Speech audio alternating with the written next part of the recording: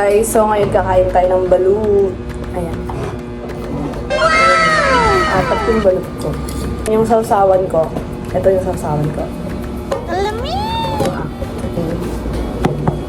Meron akong goto dito sa gilid. Ayan.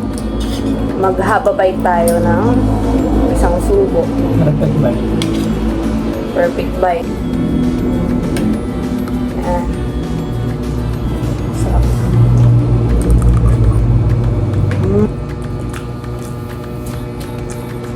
Sarap.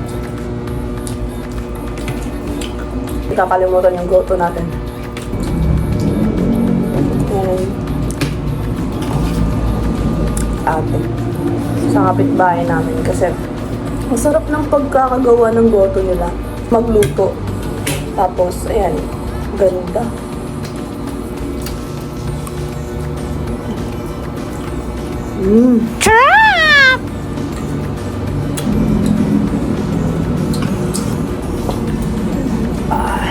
Sarap ng sabaw. Nasasarapan talaga ako sa sa goto kaysa sa pares. Yung lasa ng sabaw nila, magkaiba. Kami kasi, hindi kami nakain ng... Depende yun sa ulam na magugustuhan namin. Kaya, depende din sa panlasa namin kung ano yung gusto namin bilhin na ulam.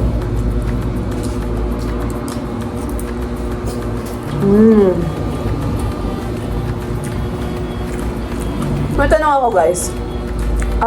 Pag palagi ba nakain ng balut araw-araw, nakakataba? Hindi. Comment down below if ever totoo na nakakataba o hindi. Kasi nagtataka ako. Nakakataba ba siya o hindi? Ako pala, shoutout ko yung mga kababayan ko, mga Bisaya dyan. Shoutout sa inyo mga kabisaya ko dyan, di ba? Mga day! Mukbang time! Ilang beses na ako nabili kay nanay. Natatawa ako guys kasi every time na bumibili ako sa kanya, nakasimangot. Tahimik mo bunga ako. Oh, wala nang samod si nanay araw-araw. Kasi araw-araw ko nabili ng balut. So, kuha tayo ng suka. Suka.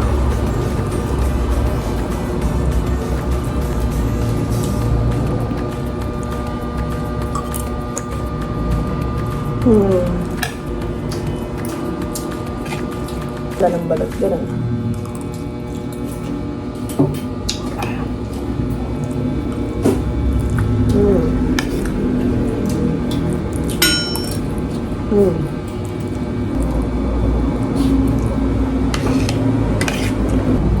Alam mo, nabili ko sisiyo ngayon. Hindi siya malaki sisiyo.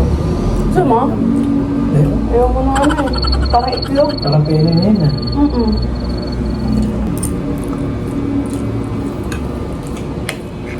So, tapos na tayong kumain guys. So, buto-buto na lang yung natin. Ano kasi?